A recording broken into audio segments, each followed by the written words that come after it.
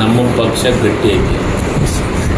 ನಮ್ಮ ಪಕ್ಷದೊಳಗೆ ಹೈಕಮಾಂಡ್ ಗಟ್ಟಿ ಐತೆ. ಹೈಕಮಾಂಡ್ ನಿರ್ಧಾರ ತಗೊಂತಾರೆ. ಹೈಕಮಾಂಡ್ ನಮಗೆ ಭಾಳ ಸ್ಪಷ್ಟವಾದ ಸೂಚನೆಯನ್ನು ಕೊಟ್ಟಿದ್ದಾರೆ. ನನಗೆ ಮಂತ್ರಿಗಳಿಗೆ, ಮಂತ್ರಿಯಾಗಿ ನಿಮ್ಮ ಕೆಲಸ ನೀವು ಮಾಡಿ, ಸರ್ಕಾರದ ನಿರ್ಧಾರ ನಿಲುವುಗಳನ್ನು ತಗೊಳೋದು ಮಾಡೋದ್ರ ಬಗ್ಗೆ ಹೈಕಮಾಂಡ್ ನಿರ್ಧಾರ ಮಾಡುತ್ತಾ ನಿಮ್ಮ ಕೆಲಸ ನೀವು ಮಾಡಿ ಅಂತ ನಮಗೆ ರಾಷ್ಟ್ರೀಯ ಅಧ್ಯಕ್ಷರು. ಅದಕ್ಕೆ ನಾನು ಬದಲಾವಣೆ ಬಗ್ಗೆ ಮತ್ತೊಂದ್ರ ಬಗ್ಗೆ ನಾನು ಮಾತಾಡೋಂಥ ಅವಶ್ಯಕತೆ ಇಲ್ಲ. ಅಲ್ಲ ಸರ್, ಈಗ ಸಿದ್ದರಾಮಯ್ಯನವರು 5 ವರ್ಷ ಇರ್ತಾರಂತೀರಿ sir, as a part of ನೀವು ಸರ್ಕಾರದ ಒಬ್ಬ ಮಂತ್ರಿಯಾಗಿ ನೀವು ಹೇಳಕತ್ತೀನಿ. ನಾನು ಪಕ್ಷದ ಶಿಸ್ತಿನ ಸಿಪಾಯಿ. ಪಕ್ಷ ನನಗೆ ಆದೇಶ ಮಾಡೈತೆ ಏನಂತ, ನಿನ್ನ ಕೆಲಸ ನೀನು ಮಾಡು ಅಂತ.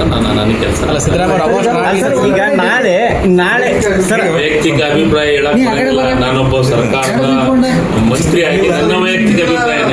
ಈಗ ನೀವು ನಮ್ಮ ಪಕ್ಷದ ಹಿರಿಯ ನಾಯಕರು ಏನು ಹೇಳ್ತಾರೆ, ನಮ್ಮ ಜಿಲ್ಲೆ ಹಿರಿಯ ನಾಯಕರು ಬಸವರಾಜ ರಾಯರೆಡ್ಡಿ ಅವರು ಹೇಳ್ತಾರೆ ವೋಟಿಂಗ್ ಪವರ್ ಆಗಬೇಕು. ನಾಳೆ ಮುಖ್ಯಮಂತ್ರಿ ಬದಲಾವಣೆ ಆದ್ರೆ ವೋಟ್ ಹಾಕ್ಬೇಕು. ಅವಾಗ ತಂಗಡಿಗೆ ಅವ್ರ ವೋಟ್ ಯಾರ ಪರವಾಗಿರುತ್ತಂತ. ಬಸವರಾಜ ರಾಯರೆಡ್ಡಿ ಸಾಹೇಬರಿಗೆ ಹೇಳೋದು ಬುದ್ಧಿವಂತ ನಾನಲ್ಲ. ಬಸವರಾಜ ರಾಯರೆಡ್ಡಿ ಅವರು ನಮ್ಮ ನಾಯಕರು, ನಮ್ಮ ಲೀಡರು. ಅವ್ರಿಗೆ ನಾನು ಹೇಳೋಷ್ಟು ಬುದ್ಧಿವಂತಲ್ಲ. ಅವರು ರಾಜಕಾರಣ ಮಾಡೋದನ್ನೇ ಇನ್ನೂ ನಾನು ಕಾಲೇಜ್ ಓದ್ತಾ ಇದ್ದೆ. ನಾನು ನಮ್ಮ ನಾಯಕರೇ ಅವರು. ನಾನು ಪಕ್ಷದ ವಿಚಾರ ಮತ್ತು ಅಧಿಕಾರದ ವಿಚಾರದೊಳಗೆ ನಾನು ಮಾತಾಡಂಗಿಲ್ಲ. ನಾನೇನಿದ್ರು ಪಕ್ಷದ ಒಂದ್ ಕಡೆ ಡಿಕೆಶಿ ಅವರು ಮತ್ತೆ ಇನ್ನೊಂದ್ ಕಡೆ ಜಾರಕಿಹೊಳಿ ಅವರು ಐನ ಸಮಾವೇಶ ಮಾಡ್ತಾ ಇದ್ದಾರೆ. ಇವರು ಇಲ್ಲಿ ಸಿಎಂ ನಾವು ಕಾಂಗ್ರೆಸ್ನವರು ಎಲ್ಲರ ಪರ ಅದೀವಿ. 5 ಸಮಾವೇಶ ಪಡೆದ್ರೆ ತಪ್ಪೇನೈತೆ? ಯಾಕೆ ಮಾಡಬಾರ್ದು? ಯಾಕೆ 5 ಸಮಾವೇಶ ಮಾಡ್ಬಾರ್ದು?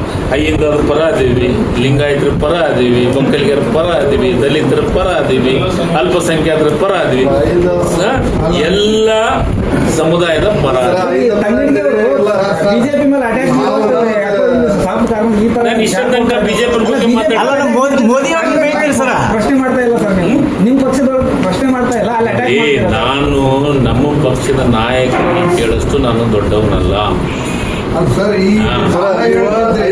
ನಮ್ಮ ಮುಖ್ಯಮಂತ್ರಿ ಸಿದ್ದರಾಮಯ್ಯ ರೆಕಾರ್ಡ್ ಇದೆ. ಯಾರು? ನೀವೇ